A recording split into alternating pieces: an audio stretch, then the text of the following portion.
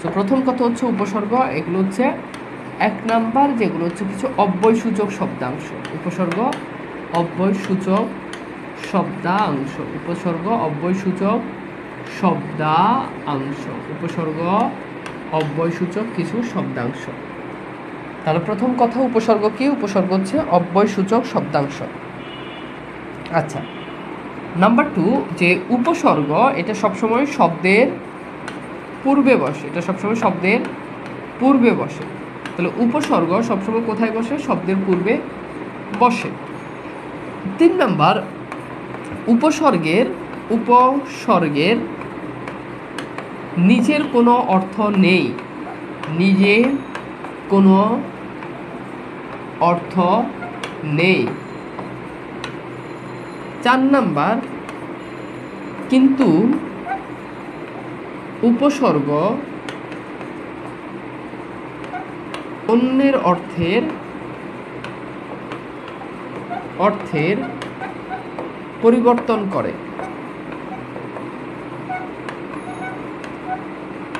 ঠিক আছে, তাহলে বেশ কিছু কথা বলে ফেললাম। প্রথমত উপসর্গ কিছু অব্যয়সূচক শব্দাংশ। নাম্বার 2 এটা অবশ্যই এটা শব্দের পূর্বে বসে, মানে এমন একটা উপসর্গ নাই যেটা শব্দের পরে বসে। এরপর হচ্ছে উপসর্গের নিজের কোনো অর্থ নেই, মানে নিজস্ব কোনো অর্থ নেই, কিন্তু উপসর্গ অন্যের অর্থের পরিবর্তন করে। উপসর্গ কি করে? কিন্তু সে অন্যের অর্থের পরিবর্তন করে ফেলে। ওকে, আচ্ছা, এইবার চলেন আমরা একটু দেখি যে উপসর্গ আসলে কিভাবে কাজটা করে। ধরেন আমি একটা শব্দ লিখলাম হার। এখন দেখেন তো এই হারের আগে আমি যদি উপসর্গ যদি যুক্ত করি, তাহলে দেখেন আহার। এই আহার এখানে দেখেন তো হারের যেই অর্থ আছে, এর কি সেই অর্থ আছে? এটা একটা অব্যয়সূচক শব্দাংশ। এটা শব্দের পূর্বে বসেছে। এটার নিজের কোনো অর্থ নাই, কিন্তু সে অন্যের অর্থের পরিবর্তন করেছে। অন্যের অর্থের পরিবর্তন কীভাবে করেছে? যে হার বলতে আমরা যেটা বুঝাচ্ছি এটার সাথে যুক্ত করে আমরা আহার বললে একই জিনিস বোঝাচ্ছি না, একই জিনিস বুঝাচ্ছি না।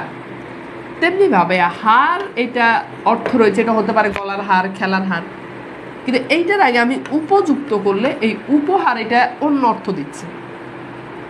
হার এটার আগে আমি অনাযুক্ত করলে হারের অর্থ পরিবর্তন হয়ে দাঁড়াচ্ছে অনাহার। তাহলে কথা হচ্ছে উপসর্গের নিজের কোনো অর্থ নেই, কিন্তু সে অন্য শব্দের পূর্বে বসে ওই যে শব্দের সাথে যুক্ত হয় ওই শব্দের অর্থের পরিবর্তন করে ফেলে। এজন্য বলা হয় তাকে উপসর্গের অর্থবাচকতা নেই। অর্থবাচকতা নেই, দ্যাট মিনস উপসর্গের নিজের কোনো অর্থ নেই। অর্থবাচকতা নেই কিন্তু অর্থদ্যোতকতা আছে। অর্থদ্যোতকতা মানে হচ্ছে অন্যের অর্থের পরিবর্তন। এইবার আসেন আমরা একটু চলে যাই উপসর্গের প্রকারভেদ। প্রথমত উপসর্গ 3 প্রকার। একটা হচ্ছে বাংলা বা খাঁটি বাংলা। নাম্বার 2 সংস্কৃত উপসর্গ বা তৎসম উপসর্গ। আরেকটা হচ্ছে বিদেশি উপসর্গ। তো আমাদের এই যে খাঁটি বাংলা উপসর্গ এটা 21টা, তৎসম বা সংস্কৃত উপসর্গ এটা 20টা, ফার্সি উপসর্গ বিদেশি উপসর্গের ভিতরে আবার ক্লাসিফিকেশন আছে। যেমন আমাদের ফার্সি উপসর্গ আছে 10টা, আমাদের আরবি উপসর্গ আছে, আমাদের হিন্দি উপসর্গ আছে, আমাদের ইংরেজি উপসর্গ আছে, ইংরেজি উপসর্গ। ওকে, তো এই হচ্ছে মোটামুটি আমাদের। এখন আমাদেরকে উপসর্গগুলো জানতে হবে। বাংলা 21টা উপসর্গ কী কী এটা আমাদেরকে জানতে হবে। সংস্কৃত বা তৎসম 20টা উপসর্গ কী কী এটা আমাদেরকে জানতে হবে। বিদেশি উপসর্গগুলো কী কী সেই জিনিসগুলো আমাদেরকে জানতে হবে। তো চলুন আমরা একটু দেখি যে এই জায়গাটাতে একটু দেখেন যে বাংলা উপসর্গ মনে রাখার কৌশল। এখান থেকে আপনি খুব ইজিলি বাংলা উপসর্গগুলো মনে রাখতে পারবেন। তো সুহাস নামে একটা ছেলের কাছে আমরা চিঠি লিখেছি। ছেলেটার নাম কি? ছেলেটার নাম সুহাস। তো বলতেছে, সুহাস আদর নিবি তুই আমাদের অজপাড়া গ্রামের আশা ও ভরসা, রাম ছাগলদের অনাচার কুকথা ও আর চোখে তাকানোকে পাত্তা দিবি না। তোর জন্য আবডালের 49টি পাতিলেবু ও কদবেল পাঠালাম, অচেনা জায়গায় মন আনসার করলে খেনি শীতি অগারা।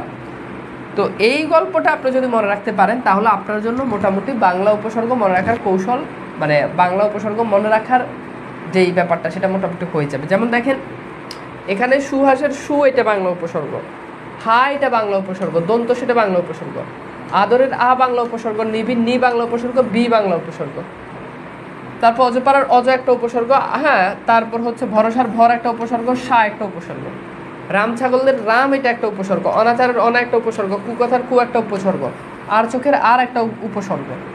ওকে, আবঢালের আব একটা উপসর্গ, 49-এর উনো একটা উপসর্গ, পাতিলেবুর পাতি একটা উপসর্গ, কদবেলের কদ একটা উপসর্গ, তো ইতি একটা উপসর্গ, অগা একটা উপসর্গ। এখানে দেখেন উপসর্গগুলো আবার পরে দিয়ে দিয়েছি আমি, যে যে সু হাস আ নি বি অজ বর সা অনা কু আর আব উনো পাতি। তারপর হচ্ছে স্যার নেক নজর বলতেছি, আপনার পাঞ্জাবিটা সুন্দর। হ্যাঁ, আপনিও চাইলে এরকম একটা সুন্দর পাঞ্জাবি আমাকে ঈদে গিফট করতেই পারেন। আচ্ছা, এরপর দেখেন কু আর হ্যাঁ আব উনো পাতি কদ অ আহা আন ইতি অগারাম। তো এইগুলো হচ্ছে কি, এগুলো হচ্ছে আমাদের যেই বাংলা উপসর্গ যেগুলো সেগুলো। ওকে, এইবার আসেন আমরা একটু এই প্রশ্নটা একটু সলভ করি, যে বাংলা ভাষায় খাঁটি বাংলা উপসর্গ কতটি? 27তম বিসিএস আসছে, একটু সলভ করেন।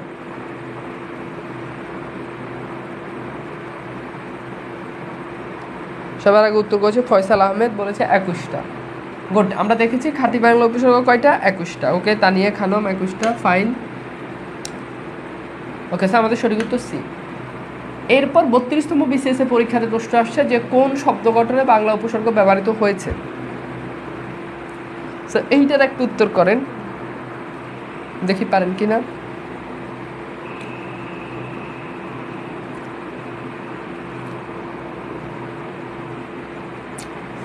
ওকে, তো এখানে বলেছে যে কোন শব্দ মানে উপসর্গ, এখানে দেখেন পরা এটা তৎসম, অভি পরি অনা। দেখেন এই যে ওই যে অনাচার পড়েছে, রাম ছাগলদের অনাচার কুকথা, তো তার মানে কি হবে? এটার উত্তর হচ্ছে অনা। এই অনা এটা বাংলা, এই জন্য এখানে উত্তর কি হবে বলেন? অনাবৃষ্টি হবে।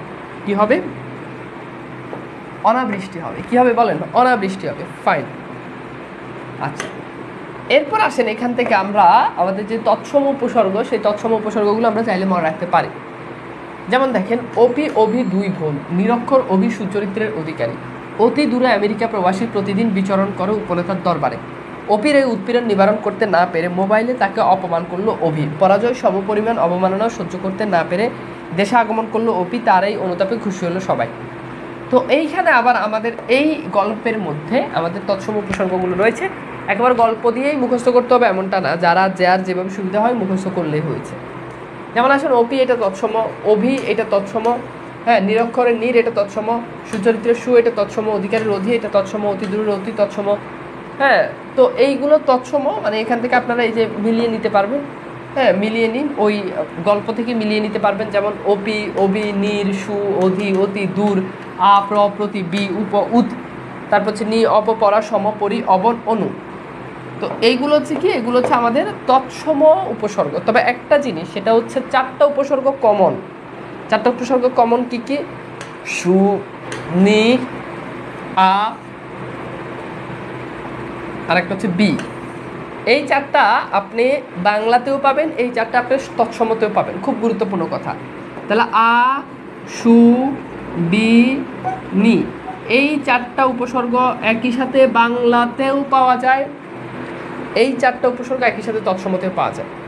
তাহলে 4টা উপসর্গ কমন, 4টা উপসর্গ বাংলাতেও পাওয়া যায়, 4টা উপসর্গ তৎসমতেও পাওয়া যায়। এখন এইটা নিয়ে একটা ঝামেলা আছে, সেই ঝামেলাতে আমি পরে আসতেছি, তার আগে এইটা একটু সলভ করেন। অপ কি ধরনের উপসর্গ? 30তম বিসিএসে প্রশ্ন এসেছে,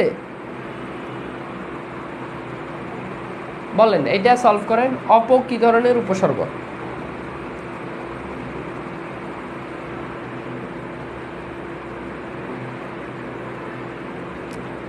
গুড, কি হবে? এটা সংস্কৃত হবে। ওকে, প্র, পরা, অপ কি ধরনের উপসর্গ? 26তম বিসিএসে আসছে, সলভ করেন।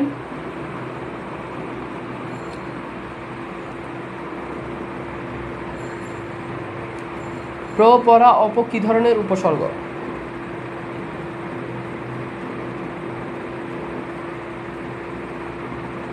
এটা কি হবে? সংস্কৃত হবে। গুড। এইবার দেখেন, এখানে একটা সতর্কতা দেওয়া আছে, আপনি একটু ভালো করে খেয়াল করেন। সতর্কতা হচ্ছে আশু বেনি এই 4টি উপসর্গ বাংলা ও তৎসম সব ধরনের উপসর্গ মানে 2 ধরনের উপসর্গতে পাওয়া যায়। এই 4টি উপসর্গের পর যদি তৎসম শব্দ বসে তবে তাহলে পূর্বের উপসর্গটি তৎসম উপসর্গ হিসাবে গণ্য হবে, এবং উপসর্গের পরের শব্দটি যদি বাংলা হয় তাহলে পূর্বের উপসর্গটি বাংলা উপসর্গ হিসাবে গণ্য হবে। খুব গুরুত্বপূর্ণ কথা বলেছে, মারাত্মক কথা।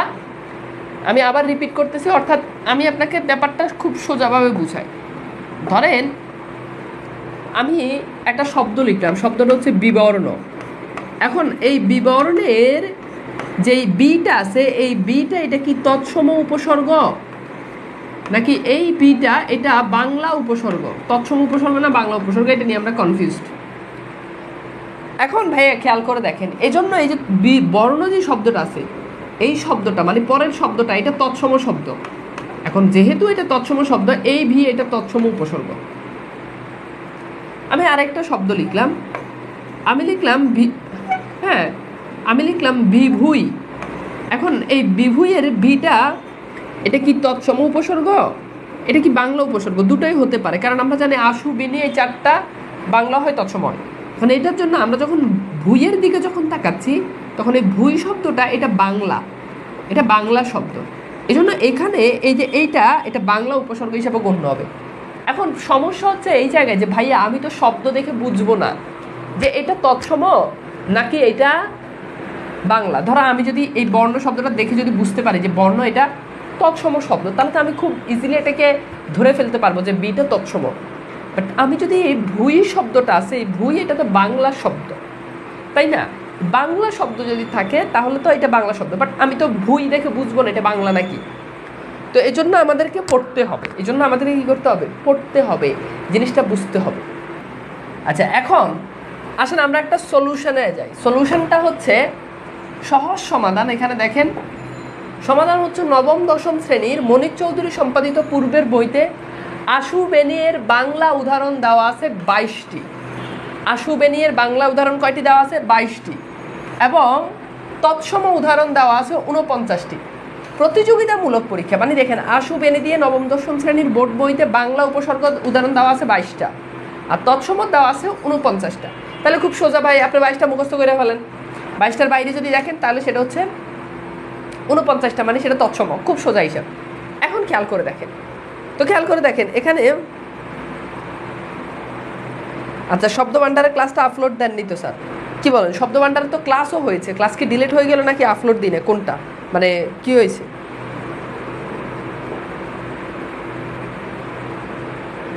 এইবার দেখেন, খেয়াল করে দেখেন, পরীক্ষাতে ঘুরে ফিরে এই 22 + 49 71টি উদাহরণ থেকে পরীক্ষাতে প্রশ্ন আসতে দেখা যায়। এক্ষেত্রে আমরা বাংলা উপসর্গযুক্ত 22টা শব্দ মুখস্থ করে ফেলবো, এবং এর বাইরে বাকি যে শব্দগুলো রয়েছে সবগুলো তৎসম উপসর্গ হিসাবে ধরতে পারি। এবার আসেন খেয়াল করে দেখেন, এখন ডিলিট করে ফেলেছিলেন, আমার কি মানে শয়তানে কামড়ায় যে আমি ডিলিট করে ফেলাম? ডিলিট হয়ে যায় সেটা বলেন, ডিলিট করে ফেলেছিলেন। আচ্ছা, ডিলিট হয়ে গেছিলো আর আপলোড দেন না। ও, শব্দ ভান্ডার ক্লাস আপলোড দিন। আচ্ছা ঠিক আছে, আমি আজকে আপলোড দিয়ে দিব না। আমি দেখতে হবে কোন ক্লাস। অভিধান বর্ণানুক্রমের ক্লাস আছে, অভিধান বর্ণানুক্রমের ক্লাসটাও মানে ম্যানেজ করে আপনাদেরকে দিতে হবে। আচ্ছা, এইবার দেখেন আশু বেনি দিয়ে বাংলা উদাহরণ যেগুলো আমরা একটু মুখস্থ করি। তো দেখেন বাংলা উপসর্গ যোগে উপসর্গ থেকে মনে রাখার কৌশল। দেখেন নিদয় নামের নীলাজ লোকটি নিরেট প্লেটে নিখুঁতভাবে খেয়ে নিবাজ পেটে নিখোঁজ হলো। তো এখানে দেখেন নিদয়, নীলাজ, নিরেট, নিখুঁত, নিভাজ, তারপর হচ্ছে নিখোঁজ। তো এইগুলো হচ্ছে বাংলা উপসর্গ। এখন এই নি দিয়ে যত প্রশ্ন আসবে, হ্যাঁ, তার মানে আপনাকে ধরে নিতে হবে এই নি যুক্ত এগুলোর বাহিরে সাধারণত সেগুলো তৎসম। সাধারণত সেগুলো তৎসম। ওকে, এরপর আসেন বাংলা উপসর্গযোগ গঠিত শব্দ, যেমন সুমনা সুমনের প্রতি সুনজর দেওয়ায়, সুখবর শুনে সুমন সুদিন দেখে সুকাজ সেরে সুনামের আশা করলো। এখানে সুমনা, সুমন, সুনজর, সুখবর, সুমন তো আগে বললাম, সুদিন, সুকাজ, সুনাম, এগুলো হচ্ছে আমাদের বাংলা সুযোগের শব্দ। এখন এরপর সু দিয়ে যতগুলো শব্দ থাকবে সবগুলোকে আপনি ধরে নেবেন যে এই সুযুক্ত শব্দগুলো এগুলো হচ্ছে আমাদের কি শব্দ? এগুলো হচ্ছে আমাদের তৎসম। এগুলো আমাদের তৎসম। ঠিক আছে, এগুলো আমাদের তৎসম শব্দ। দেখতে দেখতে আপনাদের কোর্স কিন্তু প্রায় শেষ। আমার মনে হয় যে উচ্চারণের পর আর আপনাদের কোনো টপিক নাই। উচ্চারণ যে টপিকটা আছে এই টপিকটার উপর হয়তো আরেকটা ক্লাস হবে, এরপর মনে হয় না যে আর কোনো ক্লাস আছে। আচ্ছা, তাহলে আমরা নি পড়লাম, সু পড়লাম, বাকি আছে দুইটা, একটা হচ্ছে আ আর একটা হচ্ছে বি। এই আ ভি এই উপসর্গ দুটো দিয়ে আমি মনে রাখার কৌশলটা একটু দেখি। সেটা হচ্ছে বিভুই আকারা আছালা আছাকা আধোয়া চাল দিয়ে আলুনি খিচুড়ি রান্নার চেষ্টা করে আকাঠা ও আগাছা নিয়ে আকাশের দিকে তাকিয়ে বেনামা হয়ে বিপদে হাঁটা দিল। এখানে দেখেন বিভুই আকারা আছালা আছাকা আধোয়া আলুনি, এরপর দেখেন আকাঠা আগাছা আকাশ, তারপর হচ্ছে বেনামা, তারপর হচ্ছে বিপদ। তো এই যে এখানে যে শব্দগুলো রয়েছে এই শব্দগুলো এগুলো কি? এগুলো হচ্ছে আমাদের বাংলা। এর বাহিরে আ বি দিয়ে সাধারণত যেগুলো আসবে, যেমন দেখেন আমি একটু আগে বলেছি বিবর্ণ। আচ্ছা দেখেন তো বিবর্ণ কি এখানে আছে না? এখানে বিনামা আছে, বিপদ আছে, বিবর্ণ নাই, তার মানে বিবর্ণ এটা তৎসম। তাহলে আমাকে একটু বলেন যে আশু বেনি রিলেটেড প্রবলেমটা কি সলভ হয়েছে কিনা, অর্থাৎ আশু বেনি রিলেটেড এই ধরনের পরীক্ষা আমাদের যদি প্রশ্ন আসে তাহলে পারবেন কিনা। এইবার আসেন আমরা একটু শব্দ থেকে উপসর্গ বের করার কৌশল দেখব। মনে রাখবেন যদি জফলা থাকে তাহলে রস্বীকার হবে, যদি বফলা থাকে তাহলে উকার হবে। যেমন আসেন আমি লিখলাম স্বাগত, এখন এই স্বাগত শব্দের আমরা যদি বিশ্লেষণ করি তাহলে বফলা আছে এই জন্য রস্যুকার আনতে হবে, তার মানে এখানে একটা উপসর্গ পেলেন সেটা হচ্ছে সু, আর এই যে এখানে একটা আকার পেলেন এই আকারটা এটা হচ্ছে আ, তাহলে সু যোগ আ, আর গত এটা হচ্ছে মূল শব্দ। তাহলে স্বাগত শব্দ উপসর্গ কয়টা পেলেন? দুইটা পেলেন। কয়টা পেলেন বলেন? দুইটা পেলেন, ঠিক আছে। এরপর দেখেন ইত্যাদি শব্দ আমরা একটু দেখি। এখন ইত্যাদি শব্দের ভিতরে জফলা জায়গায় যদি রস্বীকার আনেন তাহলে ইতি, ইতি একটা উপসর্গ। এরপর দেখেন এই যে এখানে একটা আকার আছে, এই আ একটা উপসর্গ, তাহলে ইতি যোগ আদি। তাহলে ইত্যাদি শব্দ উপসর্গ কয়টা? দুইটা। এইবার আমাকে একটু বলেন তো উপসর্গ বের করতে পারবেন কিনা, বলেন পারবেন কিনা। এখন এই জিনিসটাই আমাদেরকে একটু বুঝতে হবে। মানে আমরা এই জিনিসটা এখন বাক্য থেকে বের করব, শব্দ থেকে বের করার পরে আমরা একটু বাক্য থেকে জিনিসটা বের করব। তো এখানে একটা বাক্য দেওয়া আছে যে অনতি বিলম্বে সম্রাট সৈন্য সম বি বেহারে দুর্গম মরুপথে অভিযান করলেন। এই বাক্যে কয়টি উপসর্গ আছে? উত্তর 9টি উপসর্গ আছে। উত্তর কয়টি উপসর্গ আছে? 9টি উপসর্গ আছে। আচ্ছা ফাইন। এইবার আসি অনতি বিলম্বে সম্রাট সৈন্য সম বি বেহারে। তো এখান থেকে আমরা প্রত্যেকটা শব্দ থেকে আমরা একটু দেখি। শব্দ ভান্ডার 20তম ক্লাসে, ধন্যবাদ ধ্রুব, হ্যাঁ ঠিকই বলেছে 20তম ক্লাসে, আর 20তম ক্লাসে হয়েছে, একটু দেখে নিন। মানে অহেতুক এই জিনিসগুলো নিয়ে ক্লাসে বারবার পেঁচাল করতে ভালো লাগে না। বলছি যে ক্লাস হয়েছে আপনাদের প্রায় সবগুলো ক্লাসই শেষ। আজকের মানে সংখ্যাবাচক শব্দ দ্বিরুক্ত শব্দ পড়ে দিলে আর উচ্চারণের উপর ক্লাস হবে, এছাড়া আর কোনো টপিক বাকি নেই। টপিক বাকি নেই ভাই, আপনি কি জোর করে টপিক বানাবেন নাকি? এটা তো ভাই সিস্টেমই যে কোর্স শুরু হয়েছে, কোর্স তো অনেক টাইম হয়েছে, তো কোর্স শেষ হয়ে যাবে। কিছু কিছু মানুষ পারতেছে না, মানে আরও টপিক দেন, আরও টপিক দেন। ভাই আমি কি ব্যাকরণে আমি কি টপিক বানাবো? অদ্ভুত কথা না এটা? কয়দিন পর পরীক্ষা না, ইউনিভার্সিটি অ্যাডমিশন, বিসিএস 45তম বিসিএস চলে আসে, প্রাইমারি ইয়ে চলে আসে, শেষ করতে হবে না? ওকে আসেন। তো এখানে দেখেন আমরা প্রথমত একটা শব্দকে বিশ্লেষণ করি, যেমন অন। দেখেন এই যে এখানে দেখেন অন একটা উপসর্গ, বি একটা উপসর্গ। তো দুটো উপসর্গের মাঝে যদি কোনো শব্দাংশ থাকে ওটার সাথে একটা স্বরেয় যুক্ত করে দিলে আরেকটা উপসর্গ তৈরি হয়ে যায়। তাহলে অন একটা উপসর্গ, বি একটা উপসর্গ, এটার সাথে একটা স্বরেয় যুক্ত করে দেন, দেখেন অতি একটা উপসর্গ। তাহলে অনতি বিলম্বে এখানে 3টা উপসর্গ। সম বি বেহারে, সম একটা, এরপর দেখেন এই যে জফলা জায়গায় রসিকের আনেন বি একটা, তাহলে বি একটা পেলেন। এখন দেখেন দুইটা উপসর্গের মাঝখানে ভি আছে, এই ভি এটা একটা শব্দাংশ, এটার সাথে স্বরেয় যুক্ত করেন, তাহলে অভি, আর এই যে আ একটা উপসর্গ, ঠিক আছে। সো এখানে উপসর্গ পাচ্ছেন 4টা। দুর্গমের দূর একটা উপসর্গ একটা, অভিযানের অভি একটা উপসর্গ। তাহলে এইখানে আমরা দেখতে পাই মোট উপসর্গ কয়টা রয়েছে? মোট উপসর্গ রয়েছে 9টা। আমাকে একটু বলেন বাক্য থেকে উপসর্গ বের করার কৌশল দেওয়া আছে কিনা? ও বিরাম চিহ্নের ক্লাস হবে, হ্যাঁ ঠিক আছে, হ্যাঁ। আর বিরাম চিহ্নের ক্লাস এখনো হয় নাই, বিরাম চিহ্ন জ্যোতি চিহ্নের ক্লাস হবে, 2টা টপিক জ্যোতি চিহ্নের ক্লাস। আর ওই যে উক্তি টুক্তি এগুলো থেকেও কখনো প্রশ্ন আসে না, উক্তি অনুজ্ঞা ঢংছং তবে একটু দেখাই দিব, এগুলো পড়ানোর কিছুই নাই, কখনো প্রশ্নও আসে না। আচ্ছা আমাকে একটু বলেন যে এখানে দেখেন মানে বাক্য থেকে আপনি উপসর্গ বের করার কৌশলটা বুঝতে পেরেছেন কিনা। এরপর আসেন আমরা আরেকটা বাক্য দেখি। এই বাক্যে বলা হচ্ছে দুর্নীতির কারণ অনুসন্ধান অত্যাবশ্যক। এই বাক্যে কয়টি উপসর্গ আছে? তো দুর্নীতির কারণ অনুসন্ধান অত্যাবশ্যক, এখানে আপনি খেয়াল করে দেখেন, এই দুর্নীতিতে দূর এটা একটা উপসর্গ, ঠিক আছে? অনুসন্ধানের অনু একটা উপসর্গ, সময় একটা উপসর্গ, অত্যাবশ্যকের অতি একটা উপসর্গ, একটা উপসর্গ। তার মানে এখানে 5টা উপসর্গ আছে। কয়টা উপসর্গ আছে? 5টা উপসর্গ। ক্রিয়ার কাল, ক্রিয়ার কালের ক্লাস হয়েছে। এগুলো বইয়ে আছে, এগুলো ছাড়া উদাহরণ নাই। এইগুলো বইয়ে আছে, এগুলোই উদাহরণ, এগুলোই পরীক্ষাতে আসে, ঠিক আছে? এগুলোই পড়তে হবে, এগুলো পড়লেই কমন আসবে। আমি নিজের থেকে বানাই দিলে কমন আসবে না। এই এই এই বাক্য পরীক্ষাটা হাজার বার আসছে, ঠিক আছে? ওকে, সো এইবার আমাকে একটু বলেন যে উপসর্গ রিলেটেড প্রবলেম সলভ কিনা।